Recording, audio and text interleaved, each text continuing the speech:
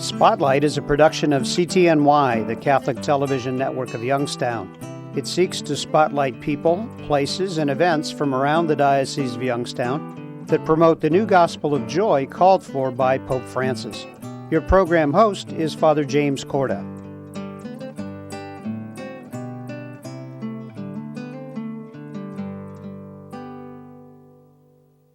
Hello and welcome to this edition of Spotlight. I'm Father Jim Corda.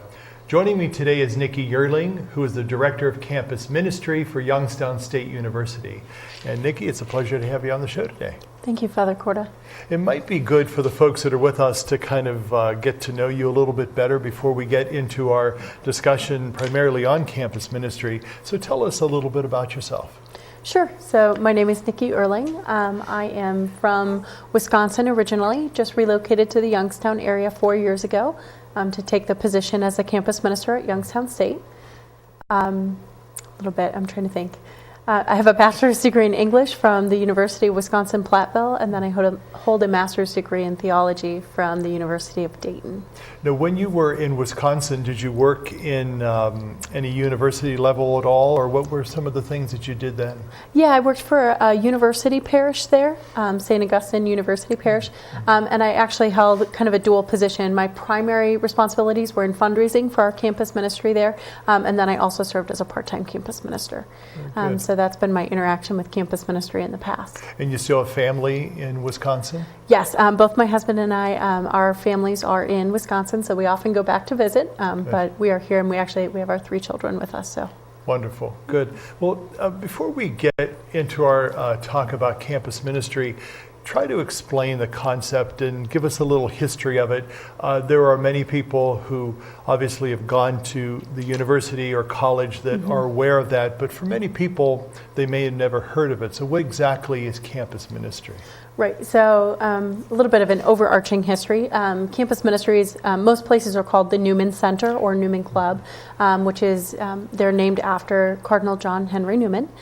So we are named after him. He was a scholar at the University of Oxford, and basically he really had a love and a desire to help people understand the idea of university as being a place for rounding out a whole person. And so one of his most famous essays is The Idea of a University. So he's kind of our patron. We hope saint soon. Yes. But so that's kind of a little bit of the overarching history. And particularly at Youngstown State, we have been there for a little bit over 75 years, serving the community. And I would just say, basically, we are ministering both with and to faculty, staff, and students at YSU. And I think that brings me to another question. You know, oftentimes when we think of a campus ministry or Newman Center, we tend to think that it's only ministering to Catholics.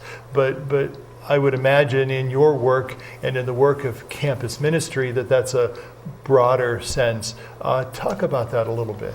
Of course. I think just as almost any place, we really try to embrace and really live out the fact that all are welcome to join us as our community.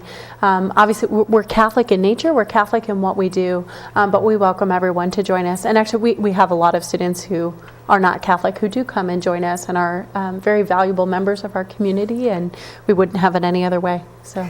Now, we know that primarily one of the gatherings that you do as a Newman Center is to celebrate Mass, and that's a very Catholic thing for us to do. Tell us a little bit about what that experience is and how it might be a little different than Mass, let's say, in a parish church. Sure. Yeah, it is definitely a little bit different. Our Mass is held at 8 p.m. on Sunday night, so even the time is a little bit unique in and of itself. We really try to cater to the college population and in making sure it's a time and a space that's right for them.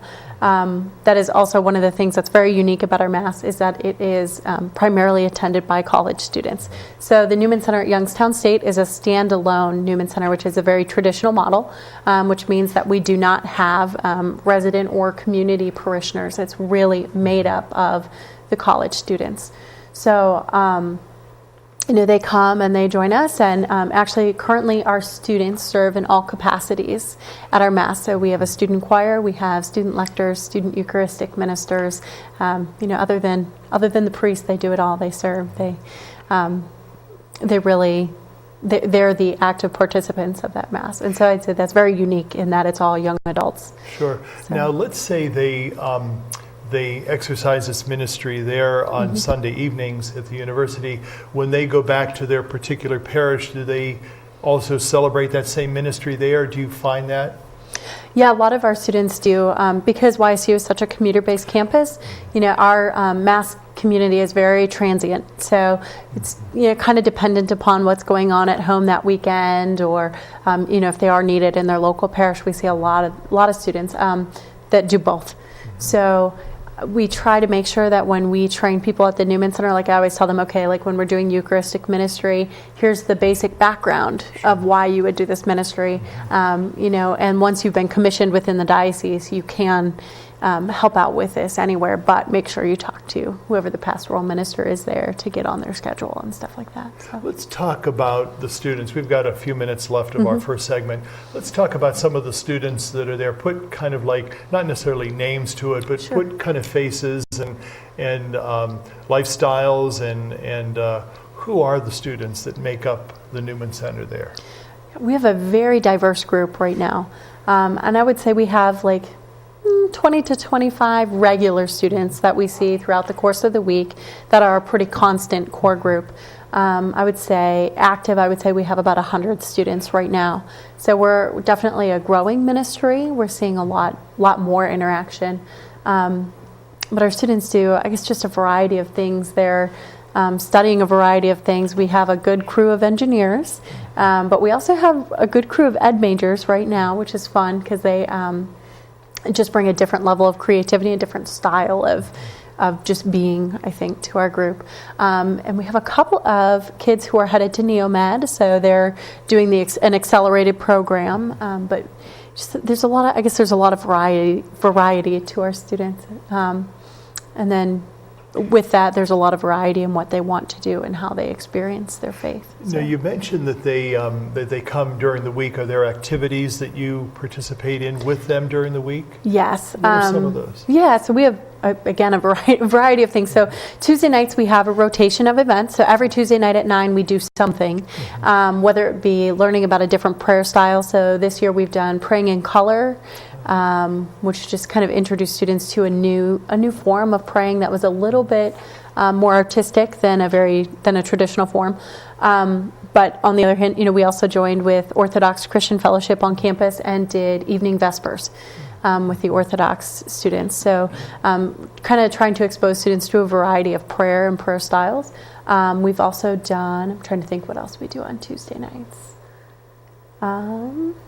I'll give you a little time to think about that because we're going to take a quick break. Excellent. And we'll continue those activities because I think it's important for the folks that are with us to kind of learn about that and to know that students are involved.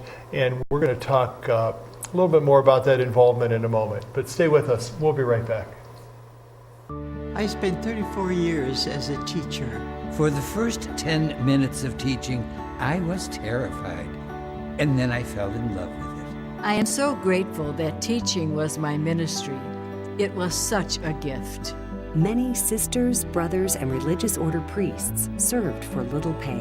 One year, I had a classroom of 68 children. I was chaplain for the ice hockey team and loved it, even the 6:30 a.m. practices.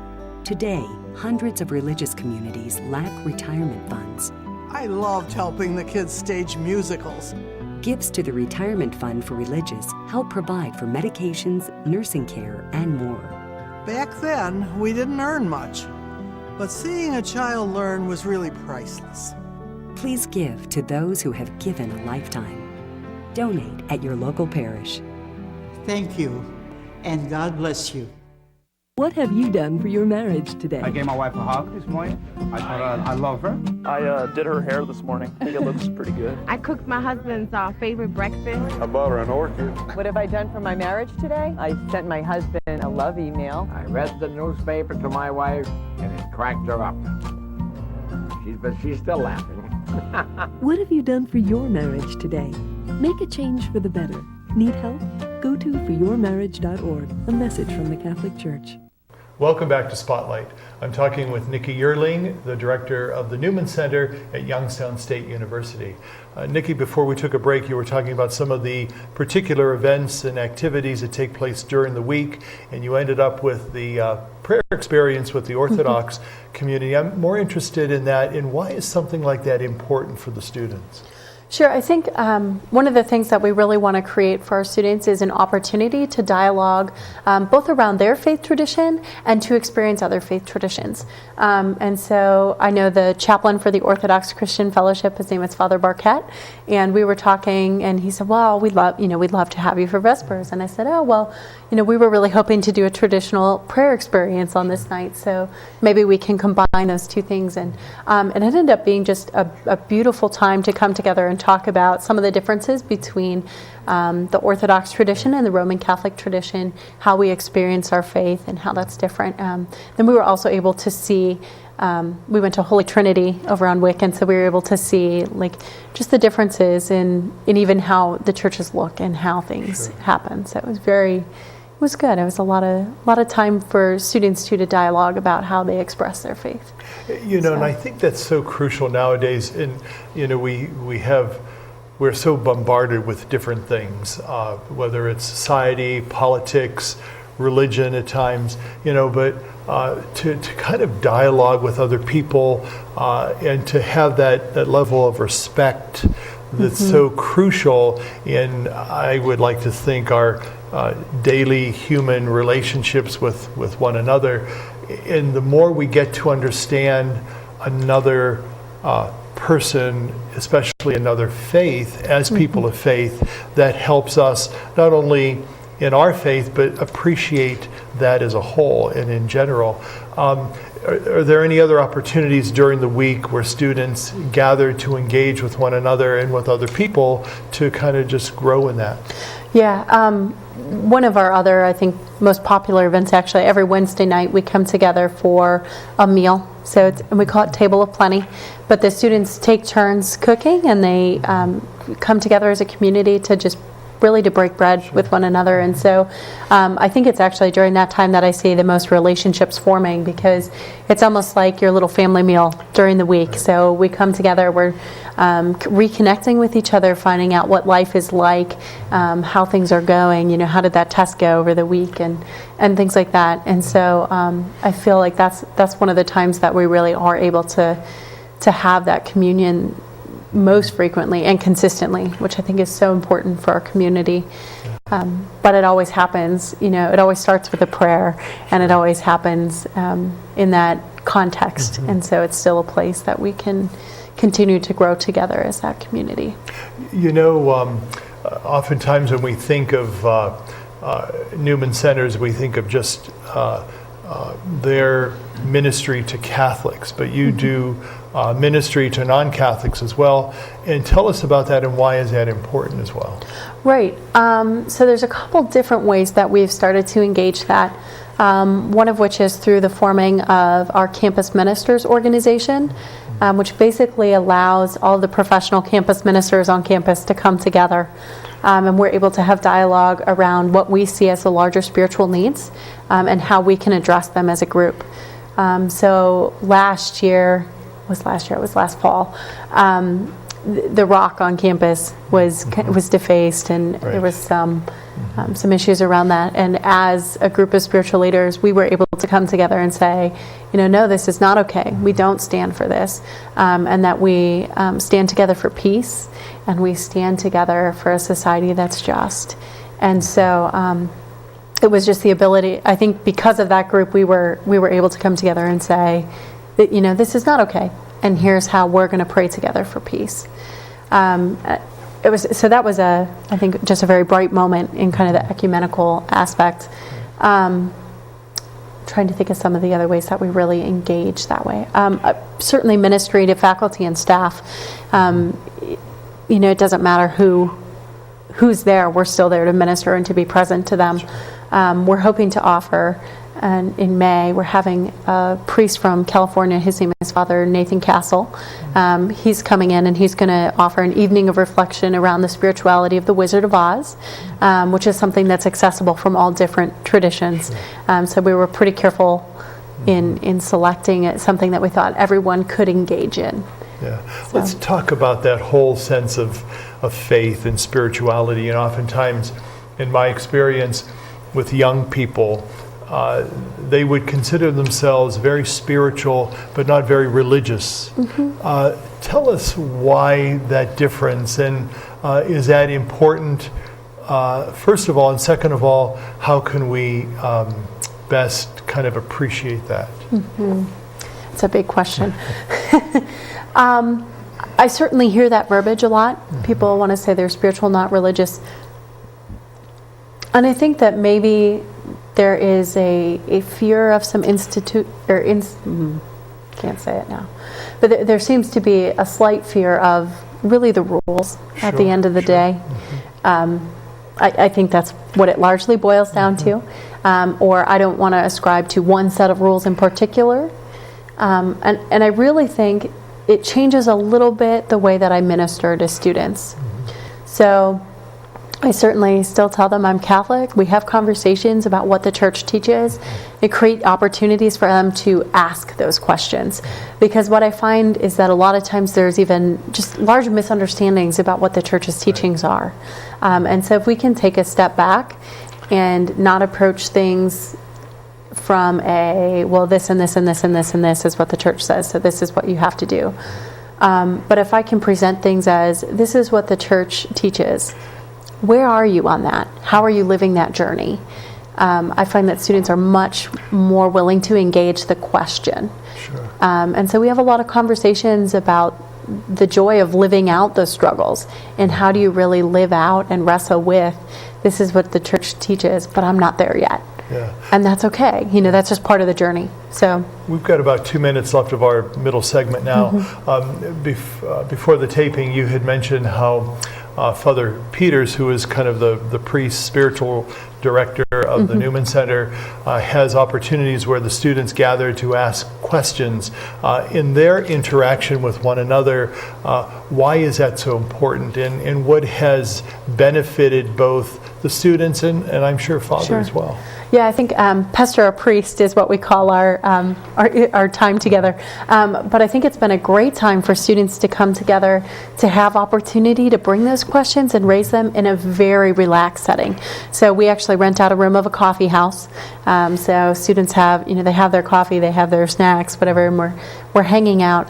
But I think the ability to sit down, just have a one-on-one conversation with a member of the clergy, I think it does a couple things. One, I think it helps them to see the humanness and the realness of the priest. Yes, he celebrates Mass for us, and yes, he's there as in persona Christi, but he's more than that, and he really does have a vested interest in your spiritual journey and in where you're going, and he's got a lot of education and a lot of ability to answer your questions, and so I think it helps them feel more comfortable around him too, so then they do feel like they can come up to Father Kevin and say, hey, I've really been wondering or struggling about this.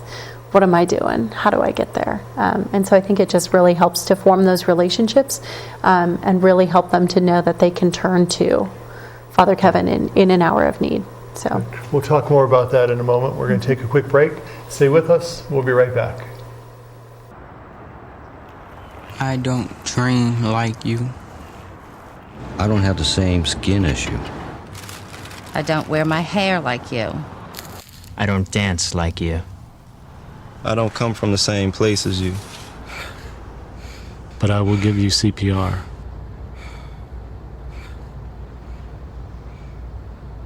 When you help the American Red Cross, you help America. 33 million Americans have descended into poverty. And as their futures fall, so does our nation's. Welcome back to Spotlight. I'm talking with Nicky Uerling from the Newman Center at Youngstown State University. You know, we ended the middle segment by talking about Father Kevin and his interaction with the students, and one of the thoughts that came to mind during our break was vocations to the priesthood, and I'm happy to understand that there are some fruits of those discussions and dialogues. Tell us about that. Sure. Right now we have 2 young gentlemen who are graduates of Youngstown State who are very active in the Newman Center, who are in the seminary. Connor Hetzel is a first-year student. He's up at the seminary in Cleveland. And then Scott Brand is a second-year student in seminary, and he's at St. Mary's in Cincinnati. And so both of them are currently in the process to become a priest. Good, and I think in this day and age where we talk, and we've had for a few decades of the fewer priests situation, that the effort that we can make on the grassroots level, whether it's a university or high school level, to encourage vocations to the priesthood and religious life is really a wonderful thing, and to find that vocation is of value and is meaningful. And so I'm glad to hear that. Thank you very much for doing that. The one thing that we also would like to hear from you is the efforts of the Newman Center are wonderful, but you can't do it all on your own, and even financially, even though it's supported through the diocese. What are some things or events that you have that go on that help raise not only the community's awareness, but also helps funding that perhaps they could help with? Right. Right now, one of our largest events that we offer is our Elegant Dinner. So this past February, we had our 2nd annual Elegant Dinner. We had 90 friends and alumni from Youngstown State and from the Newman Center come to join us. Bishop Murray presided over Mass for us. It was a beautiful celebration. And then we were able to interface with alumni engagement from the university, so it was a beautiful partnership that way as well, and have dinner together at the university. And so it was just a great time to celebrate I think the history of the Newman Center and who had been active, and then we had some current students that were there as well that were able to have conversations with some of the alum who had been active with the Newman Center in the past. Good. So that's one of our biggest things right now. That's good.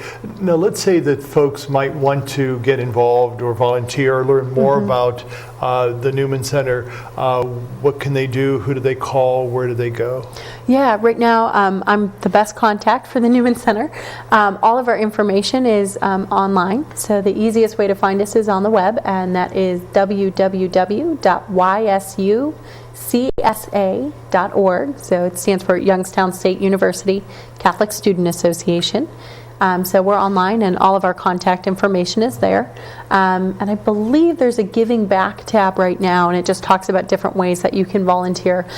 Even things as easy as I have time to pray.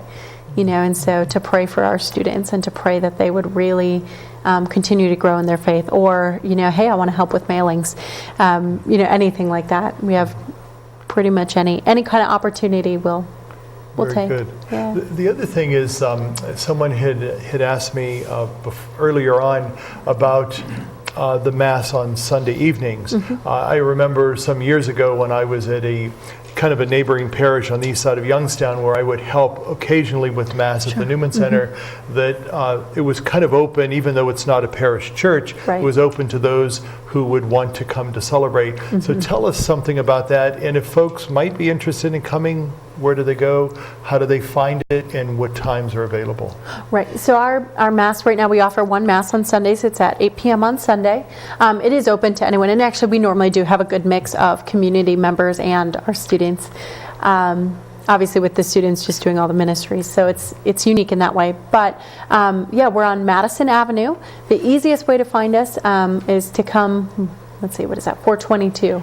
So you get off on the Service Road and you come up Elm, and then you turn onto Madison Avenue. We're located behind the residence halls on campus.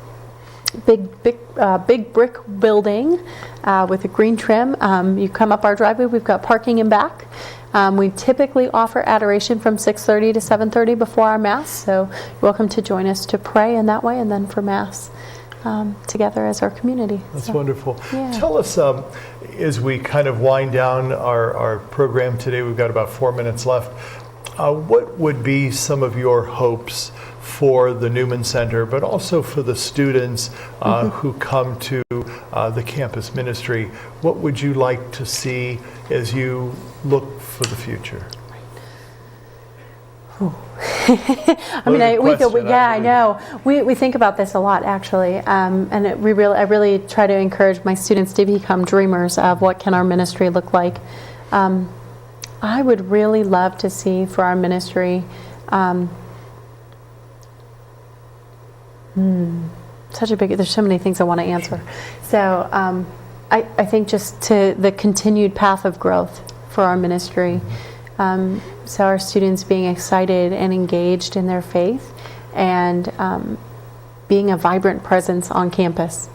I think one of the things that sometimes we struggle with is it's really easy to be comfortable at the Newman Center. You know, we've got a nice lounge to hang out in and a pool table and places to just be. But we really need to be a vibrant presence on campus and showing God's mercy and God's love there in our way. And so I think we've been working on some ways to do that. We have a student now who's really working and focusing her time on some outreach and connecting to other student groups. So we have an up-and-coming relationship with the Honors College that I'm excited to see where that goes and what fruit can be produced through that. But I think the other big thing that I really would love to see is an increased ministry to our faculty and staff. So those are the two things right now that we're kind of focusing on. And I would think that in your interaction with the students and those who participate on a regular basis, that you challenge them to be good models, good Catholics in the sense that they're living their faith in word and deed. You know, not necessarily that we have to, be law-abiding, follow the rules people, but we do it almost with the spirit of the law. And isn't that important with all that we do? Yes, yeah, and I think that's really, kind of going back to John Cardinal Henry Newman and the idea of having well-rounded people and your faith being such an integral part of that. But I think, if we are doing our job as a Newman Center, the students who come out will understand that they see the world through the lens of faith, that it's a piece of everything. Even if the academic world isn't willing to integrate it, that we can be willing to integrate it, that we can have conversations about medical ethics and how your faith plays a role in that, or in education, whatever major students are, that their faith plays a role in that and plays a role in how they interact with the world. So I think that really, if we're doing our job, we'll have students that come out who understand that and who understand that faith is just integral to who they are. Well, Nicky Uerling, it's a pleasure to have you on the show today and to learn more about campus ministry, Newman Ministry at Youngstown State University. Thank you for your work, your vocation, your ministry. God's blessing on that, and may you continue to touch many young lives and hearts with what you do. Thank you so much. And thank you for being with us. Have a good day, and God be with you.